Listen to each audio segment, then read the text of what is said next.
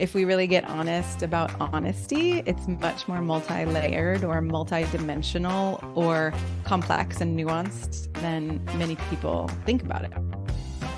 Hi, this is Shana James, and you're listening to Expansive Intimacy with Jim Young. Welcome to Expansive Intimacy. I'm your host, Jim Young, and I'm on a quest to help men like you and me discover how to apply intimacy to unlock new, expansive versions of success in your relationships, your work, and your life. With each episode, we'll take another deep dive into the Intimacy Toolkit to show you how you can enhance your emotional intelligence, leadership abilities, and relationship skills. So settle in and open up, because it's time to get intimate. Hello, everybody. Welcome back to Expansive Intimacy. I'm your host, Jim Young. Today's guest is Shana James. Shana and I have been talking for the last couple of years about all things relationships and men and intimacy. Shana's the host of the Man Alive podcast. She's approaching 300 episodes, something like 500,000 downloads, really making these conversations come to life around how men can live more alive lives. She's also a TEDx speaker, and I watched her talk, and it's called What 1,000 Men's Tears Reveal About the Crisis Between Men and Women. It's based on literally the thousands of men who she has worked with over the years around coaching them about relationships. Her specialties and training are in communication, mindfulness, psychology, and sensuality, and she uses those to help her clients, oftentimes men, date and create healthy relationships after divorce. Really meaningful and difficult territory that she navigates beautifully. In addition to talking a lot about some of the experiences and lessons that have come up through all those interviews over the years, we dive in a lot into a topic we don't talk about all the time on Expansive Intimacy. We talk about sex, and we talk about that through the perspective of her recent book, Honest Sex, A Passionate Path to Deepen Connection and Keep Relationships Alive.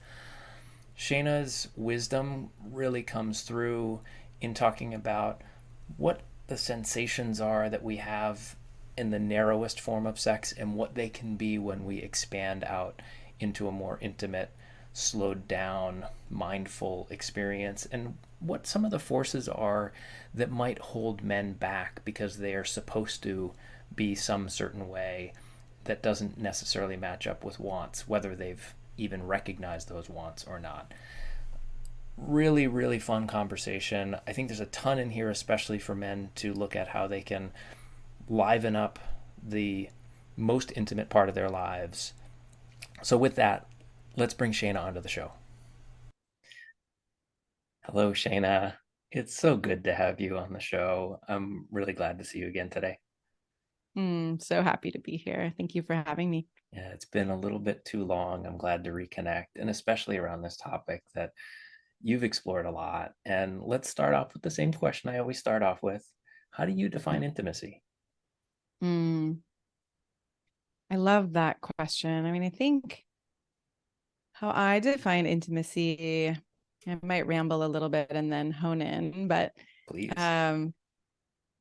I think for me, intimacy is the capacity to be with someone, or might be multiple people, but let's just say someone for now, in a way that both people are seen and known and understood.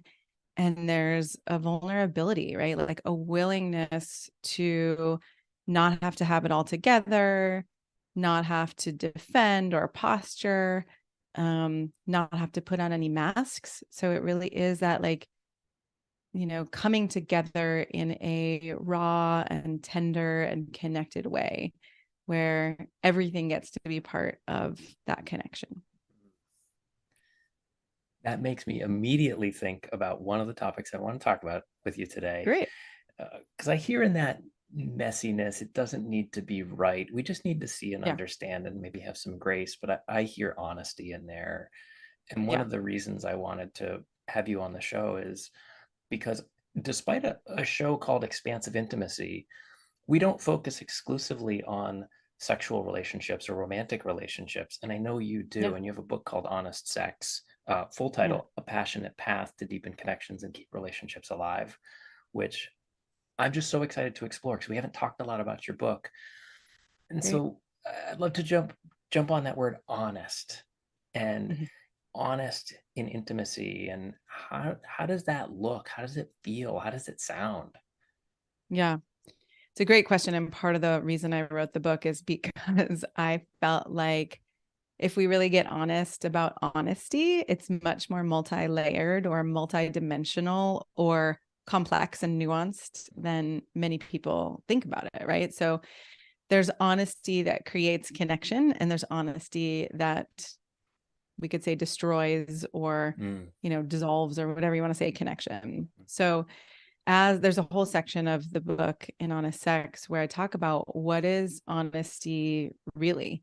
What is honesty from an intimate place, right? Because honesty from a more surface place might be like, I hate that you just said that, or I hate that you talked to me that way. Or there is the kind of honesty of like, That well, might I'm be just saying true. it like, yeah, I'm being right. I'm saying it like it is. And so I don't want to discount that that's not honesty. Mm-hmm. However, there are also impacts that that would have on a relationship, right? And so when we blame or shame or attack a partner, even if it's, it's not abuse necessarily, but it's like those ways that we're treating people Mm-hmm. not well, we're not being loving, we're not being caring.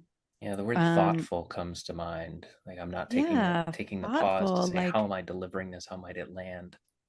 exactly, like what will the impact be of these words, And so one of the examples in the book was the difference between saying you're being an asshole Mm-hmm. and saying, ouch, when I heard that, I felt smaller, or my stomach clenched, or I just noticed I felt hurt, or Mm-hmm. I didn't feel close to you in that moment. I felt like I wanted to pull away. So uh really that kind of deeper layer honesty where people are letting each other in an intimate way. Mm-hmm. And most of us don't have a lot of training for that, so I'm glad that you're doing this and working with this. Same, likewise. I know you do this Yeah. in your coaching work and in your podcast, Man Alive. And Yeah.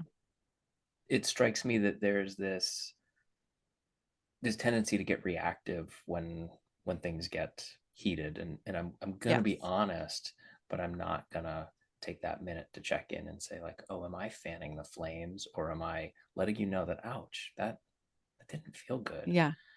Yeah. I had a recent conversation. I was thinking about this with my partner where we've been together for a year, Mm-hmm. and we've talked about what it would be like if we lived together. We haven't moved in that direction. I have a kid, he has a dog, there's like all kinds of different things. Yes. And sometimes I will just flippantly say, my kid has 7 more years of school. Like, maybe we should just wait Mm-hmm. 7 years and then. Mm-hmm. And he let me know like over the weekend that that was painful for him. Mm. And I had a moment where I had to be like, I could have said, well, whatever, I'm just joking, or I'm just, I'm Deflect or just, defend. yeah, I'm just making a situation that's hard. I'm just trying to bring some light into it or something. But I had a moment where I got to choose, okay, Mm. do I want to really self-reflect on this and see what is really going on here for me? Yeah. Or do I want to just keep it lighter and not intimate, right? Mm-hmm. And so I checked in and I said, wow, okay, so now that I'm taking a moment to look, what I'm really getting here is I feel terrified. Mm. There's actual terror under there of, well, what if we move in together and then things don't work out, or my kid, goes through a really hard time, or all of these things. Like, I don't know. I didn't have a good example growing up of my parents' relationship is pretty tumultuous. They're still together and they live together, but it is in no way a relationship that I don't want to emulate that part of their relationship, right? Sure. Like the You didn't the have the angst and positive the modeling of these things. yeah. So I really got to be honest and say, I'm scared, and there was a moment where I Wow. just started crying and I was like, I don't know what to do. I don't know how to do this. And we got to both admit, well, neither one of us knows how. Neither one of us has the clarity we need or the tools we need in this moment, but that we are together in it, vulnerably and intimately, as opposed to we're just throwing shit back and forth at each Yeah. other about it. It's such a good example of of your definition, like not having it all together, but seeking to Yeah. be seen and understood. And it's Yeah. messy, right? It's fucking It is messy. messy. Yeah. Yeah. Yeah. And I think that a lot of times when people have relationships where there is no mess, it tends to be Mhm. those people I've seen tend to feel unknown, unseen, right? Not cared for. Mhm. And they have to kind of put on some kind of facade or be a certain way to be loved. They never get to necessarily like relax as who they really are. Yeah, a couple phrases jump to mind. The first one is false harmony, Yeah. and another one is just too safe. You're trying to be too safe with Mm, each other does not yeah. actually create safety. Yeah. Yeah. Yeah. I want to pick apart the words in your book title because we just talked about what honesty Yeah. actually is. Yeah. I want to also ask you what sex actually is. Yeah. Great. There's a chapter on that. Chapter 6 is what is sex actually. Uh-huh.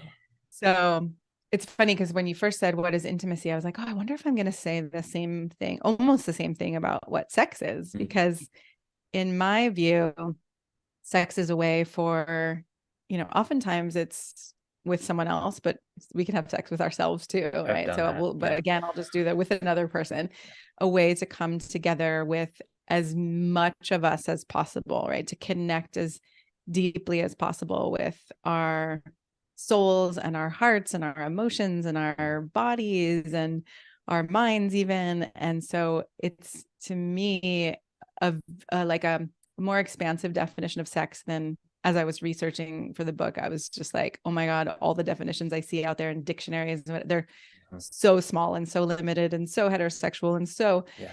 they're just, I wanted to almost scream when I saw it. And so when I really think about, a way to explore, less goal oriented, Mm-hmm. more pleasure and connection oriented, Mm-hmm. coming together with another person with as much of ourselves as possible. Mm-hmm.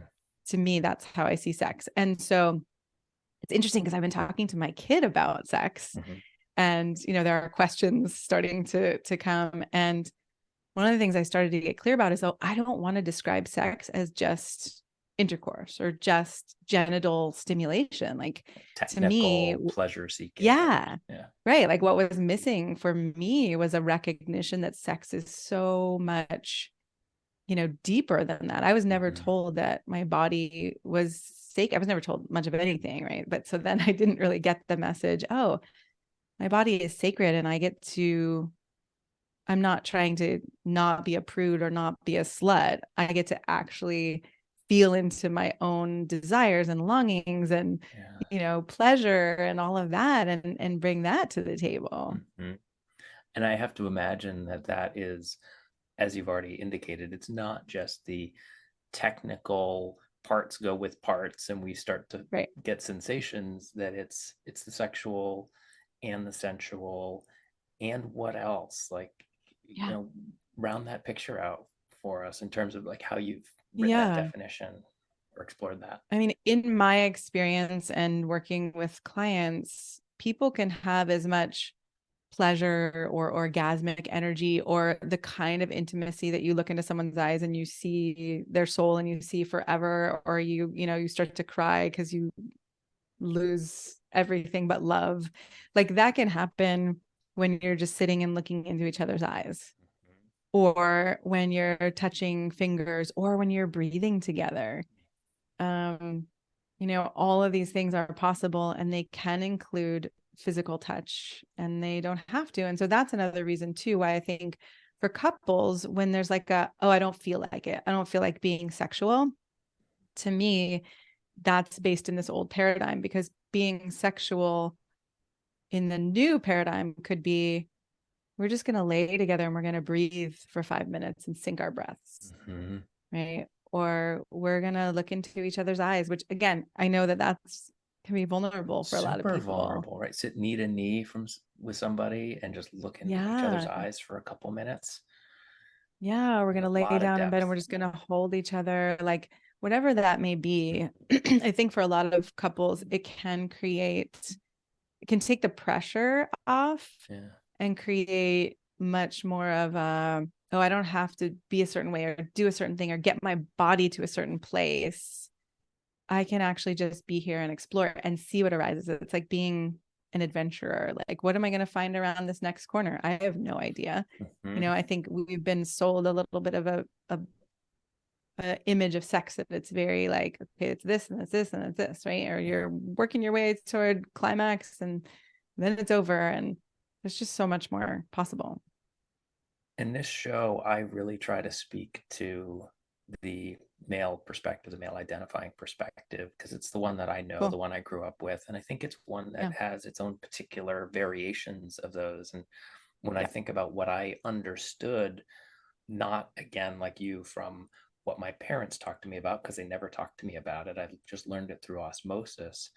Sex was all about conquest, and it was about racking up wins, and how many women you could sleep with, and such a narrow definition. And the curiosity I have, because I know your podcast, Man Alive, you've got almost 300 episodes recorded, and you work with men often, on relationships and on sex and things like this. I'm just curious, anecdotally, what are the patterns? What do men leave on the table? When it is more of a conquest? Yeah, what are they not getting access to? Maybe because they don't know that they have that's it. A powerful question. Because one of the things that I love working with men on is receiving, developing the capacity to actually receive more.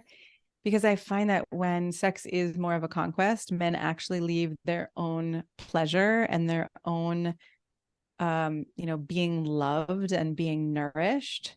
That's what they're leaving behind.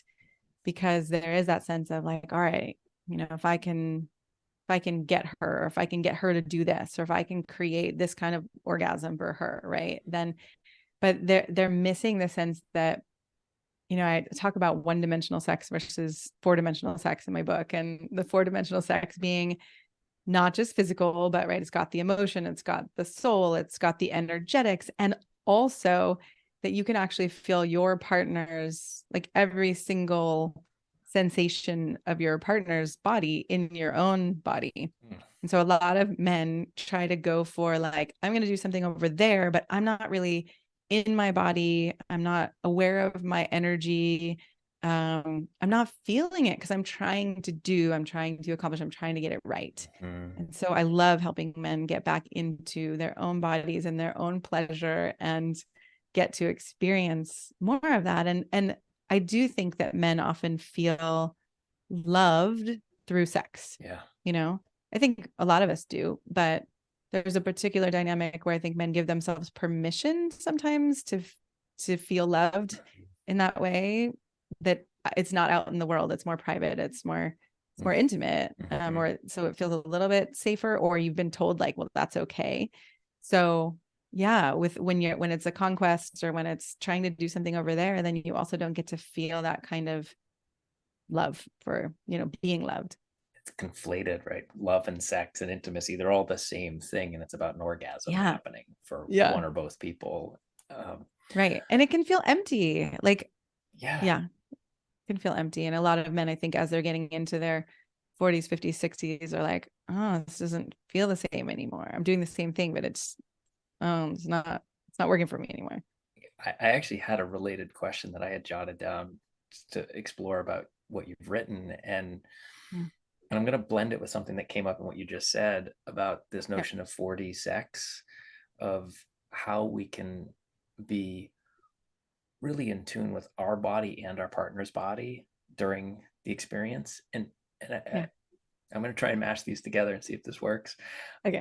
Great. How can that concept of 4D sex within honest sex help people when they're in a long-term relationship? Maybe they're 40, 50, 60 years old. They've been with the same partner for a long time. And how can that get them out of a rut? Yeah.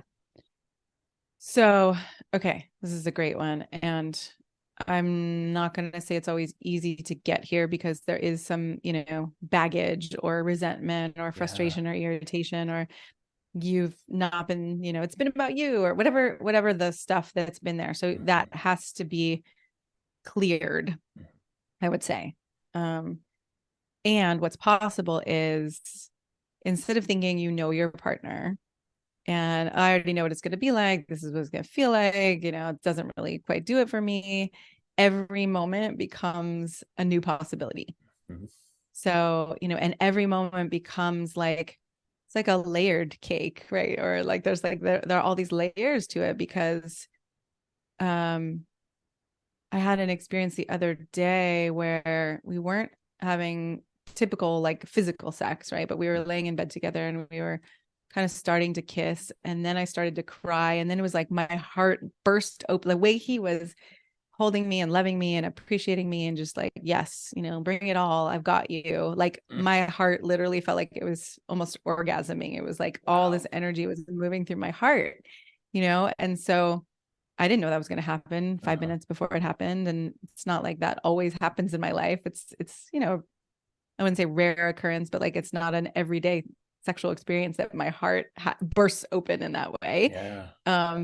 It becomes more and more possible. Right. But yeah, for couples who've been stuck in a rut, it's like, I often have them go back to, all right, what do I want? What do you want? What would really excite us? Or, sometimes it's easier to back in by saying, what I know I don't want this, or I know I don't want that, or these things. And then also again, to bring up what's been painful about this for us, what's been unsatisfying, right? And it takes some courage to go there, to be that intimate, to reveal those things. And often the fear is, well, I'm going to break something, or our relation, I'm going to break our relationship, but kind of already often living inside of a broken or dead end relationship. Confined. And so if we don't risk that, doing something different, then it often just stays as is. I mean, no surprise here that a lot of this is about communicating. Yeah. And the other thing I interpreted in there, that from what you said and some of my own experience as I've matured into what honesty and intimacy and sex are, is a slowing down the process. And I want to use the word lengthen the process. That like sex might start as you're driving to the grocery store together in the morning, and the way that you're interacting or communicating, you're touching your partner's leg or whatever, like the foreplay could take hours, right? That you're loving that person in a way that's opening their heart up and whatever else up to the ultimate orgasm that you might have as the climax of the experience. And that it's all enjoyable. There's a nice tension in there too. Yeah, I think it was Ian Kerner who talked about turning foreplay into core play, right? That there's a sense that foreplay is just the thing you do to try to get to the other thing you really want. But when you actually slow down, like you're saying, there's as much enjoyment and intimacy and connection possible in those kinds of experiences that we think of as foreplay as there can be in this, heightened ecstatic climax. So it's like, it's different flavors that we can experience then. Yeah, the word mindfulness just came up to me of like, oh, if it's core play, if all of this is part of the enjoyment of having an intimate partner, then how do I slow myself down and appreciate all those little moments and not just put all this weight? Because I think that's the other thing for a lot of men, is that like there's all this weight on like, did we get to climax? Like, did the big bang happen where we were both really satisfied? And that's just mathematically not going to happen every single time. It's not always happening. And also it's like, why are we focused on that? Because is it because I think I'm more masculine, or I think I'm a success, or or I feel like a failure if that doesn't happen? Right? Like what's the motivation? What are the drivers here? I think as we get older, we start to really get to see, oh, I have a lot of stories, or I've made a lot of meaning about things that, maybe I've added that. It might not actually have to be the way it is. Yeah, my definition of success has included this thing that I'm like, oh, I don't actually meet that. I'm not good enough. And it's a perfect jumping off point for another question that I wanted to talk with you about. Yeah. And this may be in the realm of your podcast, because you've interviewed men for, I don't know, how many years have you been running your show now? 5 or 6, I think. 5 or 6. Yeah, that's so impressive to me. No, I think. And and there's a theme in there that I've seen about success and about what Mm-hmm. success is for men, and it's not just about sexual conquest. Yeah. um, what are the things that you explore and you're getting from your guests around what success can actually feel like, that maybe Mm. some of us are missing the mark on? Yeah, I mean, I imagine you work with this too, because I know you do some work with businesses and, Mm. CEOs and managers and people, Yeah. in business. And so I think, I mean, my Facebook page, I named it, I don't know, maybe even 10 years ago, is like true success for men, Mm-hmm. with the idea that true success actually includes our well-being and includes, a feeling of fulfillment and a feeling of being inspired in the world, as opposed to just numbers and titles and, making it. Because most men I know who get to a certain status, Yeah. there's still a sense of, oh, wait, there's got to be somewhere else I need to get to in order to be good enough, or right, someone else could still be more powerful than me, and so I'm looking ahead at, well, now it's a bigger business I need to own, or now it's Mm. a different title I need to have. And so I think that I know what you do too, right, is bringing that sense of your whole life gets to be part of your success, instead of, okay, now I don't have time to be with my kids, or I don't have time to be with my partner because I'm focusing so much on my business, and Mm. more of a holistic version. Yeah, so I assume you're seeing that too in your clients, is that Yeah. this almost singular focus again of around conquest, Yeah. achievement, Yeah. accomplishment in the professional realm provides so much material for that. Yes. That and I think you talk about, I think it's actually in your podcast description, the supposed tos. I Mm-hmm. think of it Mm-hmm. as, the ways that we let the world should all over us, that Yeah. we should have this higher Yeah. title or this better salary or this bigger house. Yeah. And I think a lot of men these days are feeling so invalidated and, you know, Mm. not important, because it becomes like, I've heard men talk about feeling objectified, in a heterosexual relationship, feeling objectified by a woman for, Mm. he's there for money or he's there for baby making, right? Whereas women can feel objectified like by how we look physically. For a man, it's like, oh, I'm here in this role, this is who I'm supposed to be. I'm supposed to be the provider. And I've worked with so many men who they're like, I've been providing, I've been working my ass off, to take care of this family, and now she's not happy with me, now she doesn't want me, now she says she doesn't love me. And it's like, ugh, it's so heartbreaking to see, because I can get, of course you were doing that. That intention is so good and so Yeah. what you've been told you should be. And yet in this day and age, people are understanding that intimacy is possible and wanting even more of it. And so without that, right, things feel flat, things feel dead, people feel lonely. People feel lonelier in relationship than out of relationship. A lot of the work that I do is filtered through my lens as an improv comedian, and I want to always say yes Yes, I love that. and I'm curious, how do you see it for guys that are like in that, okay, I'm following the map that was given to me to be a provider, to Mm-hmm. be a protector, and I both want a deeper level of intimacy and I'm being called into it by my partner. Mm-hmm. Like, Mm-hmm. how do you help men, or how do you see men making that transition to expand into it? Yeah, I think it's one of my favorite things to work with men, to get to help them start to slow down and start to actually consider, okay, what do I want? What's actually important to me? Not just what was I told I should do, not what was I expected to do, but God, what actually lights me up and what turns me on and what makes me happy and what inspires me. So starting to go there, right, with men, and then also starting, yeah, I just want to ask, how often when you pose that question to a new male client, are they dumbstruck clear. by it?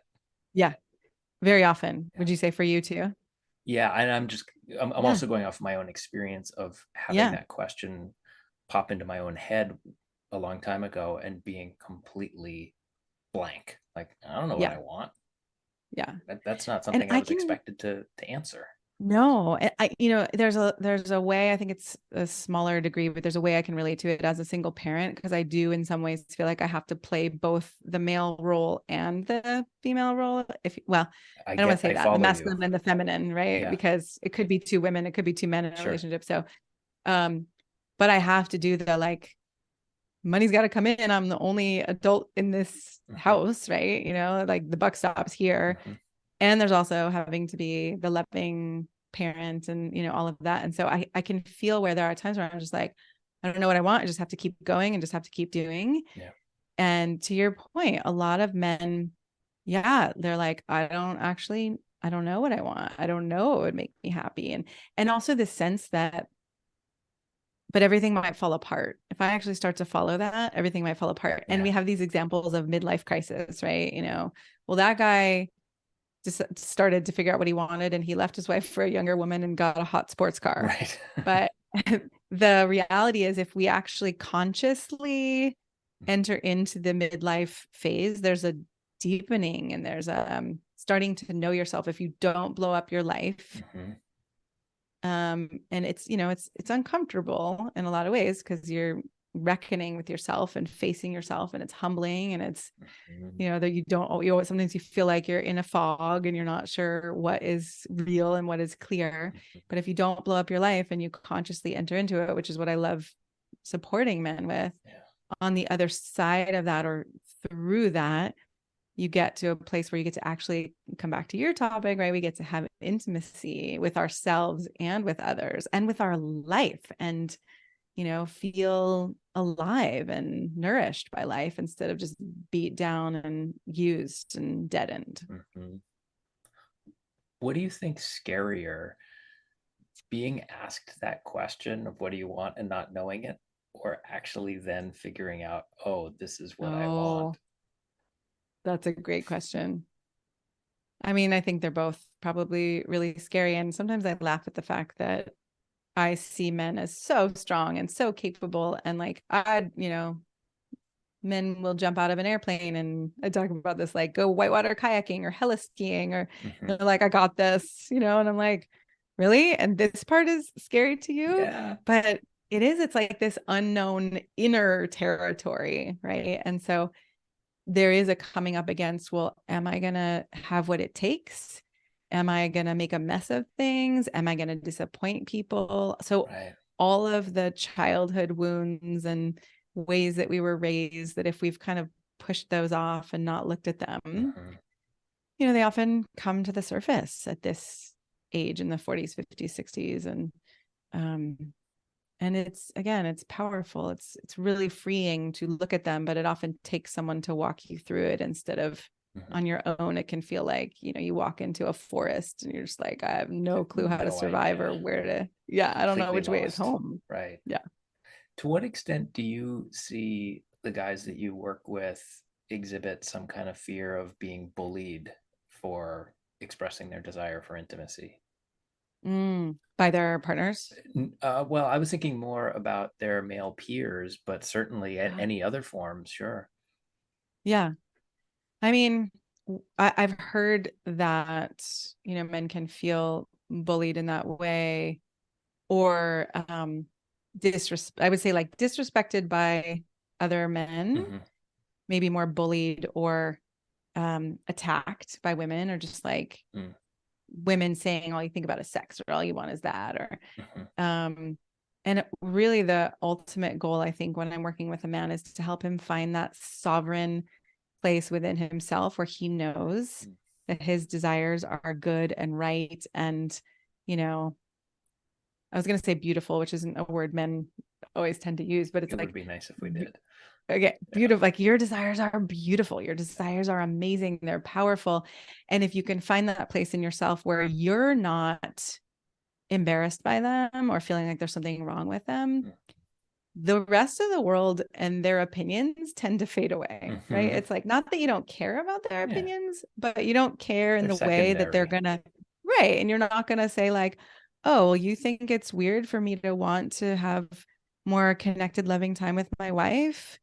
Okay, that's interesting. That's something you've got going on there. It doesn't mean like now I'm a wimp or now I'm a wuss or now I'm any of those things that the culture might have told you in the past. So that's yeah, exactly finding what that I place was inside where you curious to yeah, you see. validate yourself Yeah. feels so important.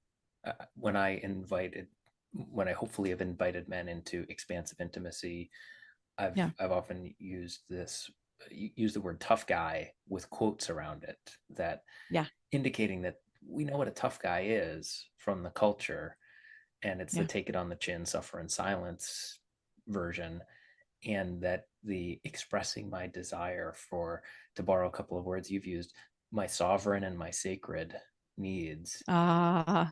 Really like those two words together. Yeah. Me That, too. yeah, I want to spend more intimate time with my partner, and that means something else to you. I don't care. That's what really Yeah. matters to me. That's the tough move. I think that's the newer tough guy. The new tough guy, right? Or Yeah. like the new, right? That vulnerability actually is strength. It's not, there are two separate things, or vulnerability used to be seen as a weakness. Mm-hmm. It takes so much courage to be vulnerable. That is innately strong. Yeah, I think there's this outward version of confidence that we want to Yes. project, any of Yeah, us, but I think there's a brand of it for men, and underneath, totally. like, there's other stuff going on, and Yeah. it's and I think there's fear sitting in there of Yeah. being exposed or not knowing what to do. Yeah. And that's one of my passions actually, is to talk about true confidence with men. Mm-hmm. And that true confidence to me is not, I know everything, I got it all handled. And it's more a deep trust in yourself that whatever comes your way, you've got it. Again, it might be messy. You might not know the answer. You might need to get help. You might need to collaborate, all these things. But there's an innate trust in yourself. I've got this. Even if it's like, oh shit. Okay. Uh-huh. I got this. All Uh-huh. right. I don't know how I've got this, but I've got I don't know this. how, but I got myself and I got this. Yeah. Yeah. I want to make another intuitive leap here. So, as a Okay. heterosexual woman, Yeah. I'm guessing that unconditional confidence, including the it's messy and I don't really know how I've got this, but I've got this, and I'm willing to go into softer subjects and have sovereignty. I'm guessing that's honestly sexy for women. Yeah. Yeah. Yeah. Yeah. And I will say, for some women who have not seen that modeled, Yeah.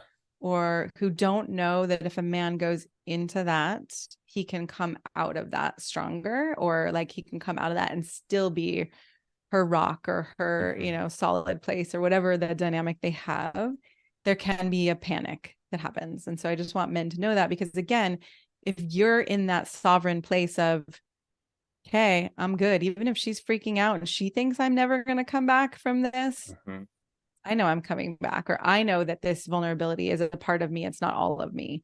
Right. And so then you don't have to defend it. And then you don't have to like fight with her and be like, well, fuck you, because you told me you wanted me to be vulnerable, but now I am. And now you're shitting all over me. It's like, Yeah. yes. Okay. I can see that you're scared, and I can see that this is hard for you. And yeah, this is really vulnerable for me. And I don't know where this is going. But what I do know is I trust myself. Right. I There's do the know that I strength either, again. right, there's that true confidence and the strength. I trust myself. What I might need to get some help and some external resources and whatever. Right. But Yeah. like, hey, I trust myself here. And so I believe you can trust me too. It's such a sign of growth, I think, when we can do that as humans, regardless of what realm Yeah. we're talking about, interpersonal relationship or Yes. otherwise. Like, we never grow linearly. We have these weak moments where we're shaky and we Yes. don't know what the hell we're doing and we need help and we're vulnerable, and then we get to Yeah. solid ground again. Yeah. Yeah. Yeah. My That feels true. my partner introduced me to a metaphor that we use often around this, and you just echoed it in a way, is that one of us is a rock and the other one's the waves. and we just take Mm. turns, you know. I'm in a wavy moment, I don't know what's going Oh, on, I love and I'm that. being The taking supported. turns. Yeah, and so Hmm. we'll often we use that as shorthand of, you know, thanks for being the rock right now, I kind of needed that. Um Oh, and we do take turns, and it makes that's things amazing. so much richer. It's easier to Yeah. navigate all of those ups and downs. We know Yeah. we can do that for each other. I love that you're doing that for each other. And right. And it doesn't mean the things that you as a man might have been told at some point that it would mean if you're the wave instead of the rock. Yeah, and I was scared to be that. I had never been in a relationship where it felt like I could say that and not receive that kind of blowback Right. of like, Yep. just man up again, like stop doing that. That doesn't feel good Yeah. to me. And to be received that way, and then to Yeah. learn how to receive, as you noted earlier, it's a really hard skill. It sounds like, oh, receive, sure. What does that mean? Like, how do I Yeah. receive and still be sturdy, and then flow back into the place of, I Yeah. need you right now. Can, you know, can I Yes. share something that's going on? Yes. Yeah. Yes. So Thank you for being a living example of that. a messy one still, you know, every Yeah. day. Even better, Yeah, right? That right. you are Because that's showing that. honest, right? That's real. Exactly. Um, there are just so many rich examples in here, and we could probably expand into many other ways of looking at intimacy. Um, and I also want to just give you an opportunity, if there's anything else we didn't touch on today, that, or anything that sparked from what we just talked about, that you might want to leave our listeners with. And, you know, how do we create alive men who can have honest sex? How can we be where we want to be? Yeah. Well, I did a TEDx talk years ago called What a Thousand Men's Tears Reveal about the crisis between men and women. Mm, And so, my suggestion is to be exploring, like, if you are a man who's in a relationship, in a romantic relationship, to be exploring with your partner, okay, how do we both be real? How do we both be alive? How do we both feel nourished by this relationship, whatever gender your partner is? mm, Um, it's powerful when you start to make that shift of, all right, this isn't just some, we didn't just get married or commit to a long-term relationship just to have a house or have kids or do the thing, but actually to grow and to learn to love each other and love ourselves and feel more alive and, feel more engaged in life. So mm, I would say vulnerability and intimacy are two very big, important keys there. mm. Reminds me of a quote from M. Scott Peck. I won't get quite right, about a loving relationship existing to support our own and each other's spiritual growth. That to me is a, Mm, you know, an aspirational place that I keep striving yes. for, and it's not just about Yes. having a house together or going on vacations or having good sex. It's so Right. much more. Yeah. Yeah. I Well, think that Shana, becomes clear as we get older. yeah, for sure. For me, my own experience will back that up. A little Yeah. bit of awareness goes a long way. Mm-hmm. Shana, I know you're out there doing direct work with this, whether it's through your book, through your podcast, through your coaching, other things that you do. I'd love to just let our audience know, what are the ways that they can find you? What are the things that you're excited about helping the world with in this realm or others? Yeah.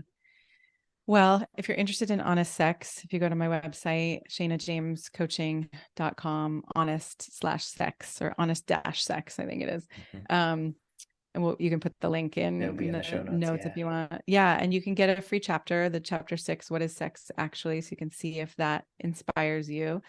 I do have a guide for men called 3 Ways Men Lose Influence at Work and with Women, Mm, to really support men to understand, some of those, the deeper, sometimes I call them the invisible influences, right? Because it's not necessarily just the words you say or when you say it, it's more like, okay, what's going on inside you? And people actually feel that, right? Women, especially if you're in a heterosexual relationship, we have a spidey sense, but it's mm, felt everywhere by colleagues and people in your life. So that one's shanajamescoaching.com/3 ways, the number 3 and the word ways. And yeah, all my podcasts are available and other resources on my website. So mm. you can find it all there.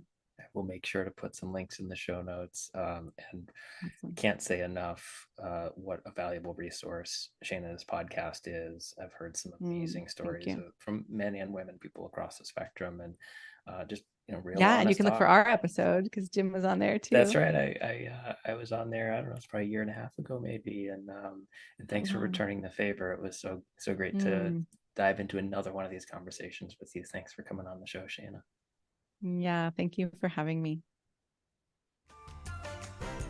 All right, thank you for joining in for another episode of this long-running conversation where we're exploring how intimacy can affect our lives in all sorts of positive ways, whether in our personal relationships, at work, with our friendships, and our parenting, and beyond. And with all that in mind, I have 2 questions for you before we wrap up. First, what's one thing you heard on today's episode that could help you start to expand the intimacy in your life? Either some kind of discovery you might do internally or some step you might take towards another person. Second, who's somebody that you thought of during today's episode? Somebody who popped into your mind that maybe could benefit from hearing this conversation as well. Would you consider sharing the episode with them right now? It'd be a fantastic way to continue expanding intimacy to even more people. Lastly, I have a bunch of other resources available for folks who want to continue exploring intimacy, starting with my book, Expansive Intimacy: How Tough Guys Defeat Burnout. I have a bunch of other resources that I'd be happy to share with folks. Just reach out to me, jim@thecenteredcoach.com, and I'd be happy to help you on that path as well. I hope you'll be back next week for another episode of Expansive Intimacy.